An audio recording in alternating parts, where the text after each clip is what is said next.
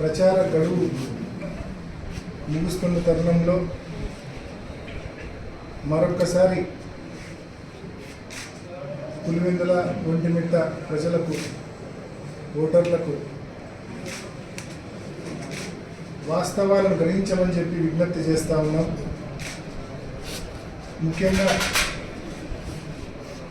గడిచిన వారం 10 రోజులుగా పులివెందులలో జరుగుతూ ఉన్న సంఘటనలన్నీ కూడా పరిశీలించమని చెప్పి పులివెందుల రూరల్ మండల ఓటర్లను విజ్ఞప్తి చేస్తూ ఉన్నాం.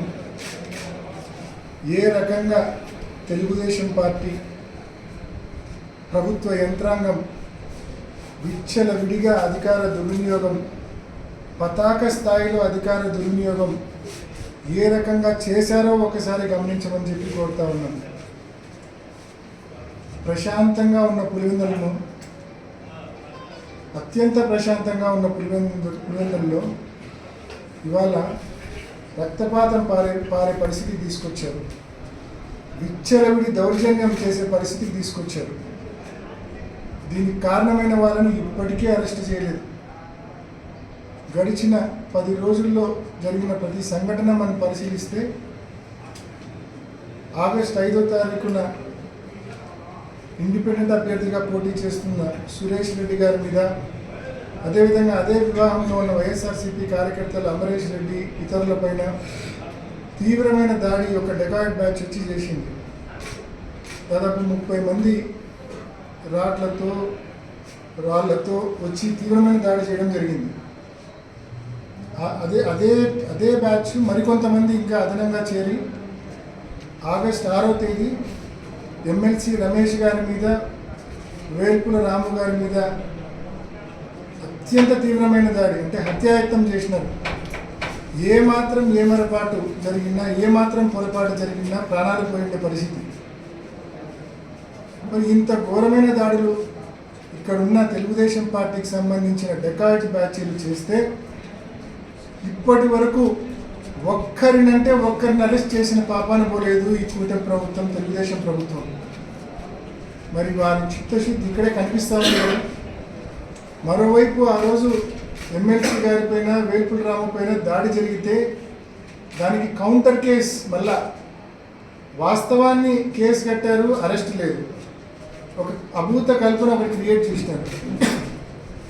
ఒక ధనుంజయ్ అనే ఒక వేముల వ్యక్తి మీద రాము అండ్ హేమాద్రి తిట్టినట్టు, కొట్టినట్టు, వాళ్ళతో పాటు ఇంకా 50 మంది కొట్టినట్టు ఒక కల్పితమైన కథ క్రియేట్ చేసినారు.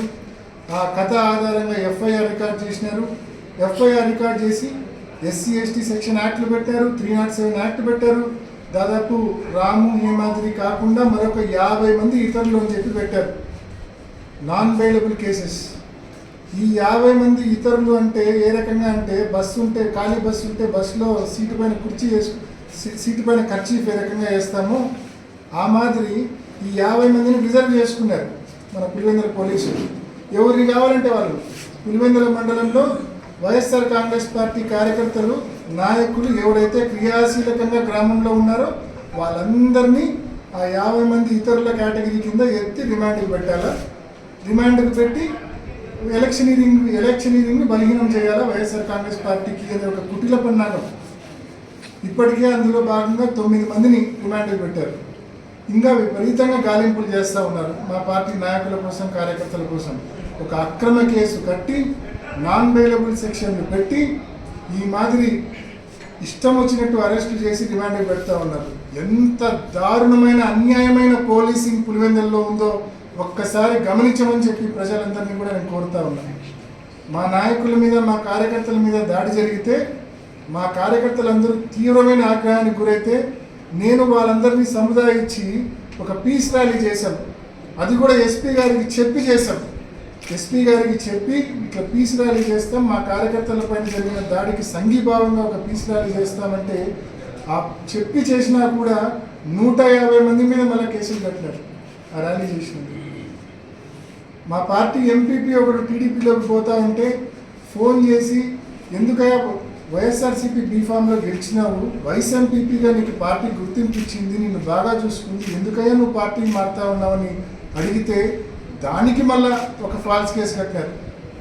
ఇష్టం వచ్చినట్టు కేసులు కట్టడం, ఇష్టం వచ్చినట్టు నాన్ వేరియబుల్ సెక్షన్లు పెట్టడం, పులివెందుల మండలంలో ఉన్న యాక్టివ్గా ఉన్న వైఎస్ఆర్ కాంగ్రెస్ పార్టీ నాయకులను కార్యకర్తలను అరెస్ట్ చేయడం.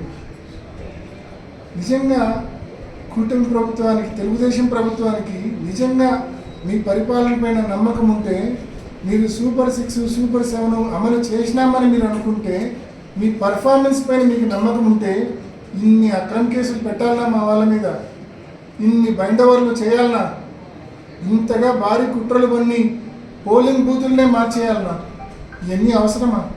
మీకు నిజంగా మీ పర్ఫార్మెన్స్ మీద మీకు నమ్మకం ఉంటే. అవి లేవు కాబట్టి, మీ పర్ఫార్మెన్స్ మీద మీకు నమ్మకం లేదు కాబట్టి, బలహీనంగా ఉన్నారు కాబట్టి మీ బలహీనత నుంచి ఇటువంటి దాడులు వస్తూ ఉన్నాయి, మీ బలం నుంచి కాదు. ఇవాళ ఈ పోలింగ్ బూతుల షిఫ్టింగ్ అనేది కూడా అతిపెద్ద కుట్ర. అంటే పోలింగ్ శాతంను డ్రాప్ చేయాలా, పోలింగ్ శాతం పడిపోవాలా, బూతులను క్యాప్చర్ చేయాలా, తమ వశం చేసుకోవాలన్న ఒక కుట్ర, ఒక పన్నాగంతో ఈ పోలింగ్ బూతులను పూర్తిగా అధికార తెలుగుదేశం పార్టీ ఎన్నికల కమిషన్ పూర్తిగా కొల్యూడై ఈ మాదిరి పోలింగ్ బూతులను పూర్తిగా మార్చడం జరిగింది.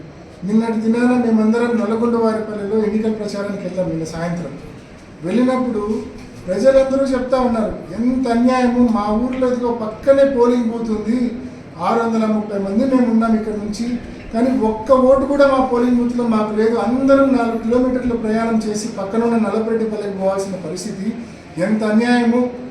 ఈ 4 కిలోమీటర్లు అంటే వాళ్ళే చెప్తా ఉన్నారు ప్రజలు, ఈ మాదిరి మేము ఆ 4 కిలోమీటర్లు ప్రయాణం చేసి పోయే పరిస్థితి చేస్తే టీడీపీకి సంబంధించిన రౌడీలు, చుట్టుపక్కల నియోజకవర్గాల నుంచి వచ్చే తెలుగుదేశం పార్టీకి సంబంధించిన రౌడీలు అడ్డుకొని వాళ్ళని పోలింగ్కు పోకుండా అడ్డుకుంటారు. పోలీసులు వాళ్ళకు ఒత్తాసు పలుకుతారు.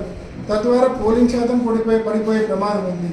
ఆ ఒక్క నల్లగొండవారిపల్లి గ్రామంలో మీరు ఒక్కసారి పాత రికార్డులు చూడండి, మొన్నటి ఎన్నికలు చూడండి, 2019 ఎన్నికలు చూడండి, 2024 ఎన్నికలు చూడండి, 400 నుంచి 450 ఓట్లు వైఎస్ఆర్ కాంగ్రెస్ పార్టీకి మెజారిటీ వచ్చే ఒక్క బూత్లోనే వస్తుంది. అటువంటివి 6 పోలింగ్ బూత్స్ వీళ్ళు ఇష్టం వచ్చినట్టు షిఫ్ట్ చేసి పారేసినారు పోలింగ్ శాతం తగ్గడానికి. అంటే ఇన్ని బైండ్ ఓవర్ కేసులు ఒక పక్క పెడతా ఉన్నారు, ఇన్ని నాన్ బెయిలబుల్ కేసులు, ఫాల్స్ కేసులు ఒక పక్క పెడతా ఉన్నారు, ఈ మాదిరి హత్యాయత్నాలు చేస్తూ ఉన్నారు.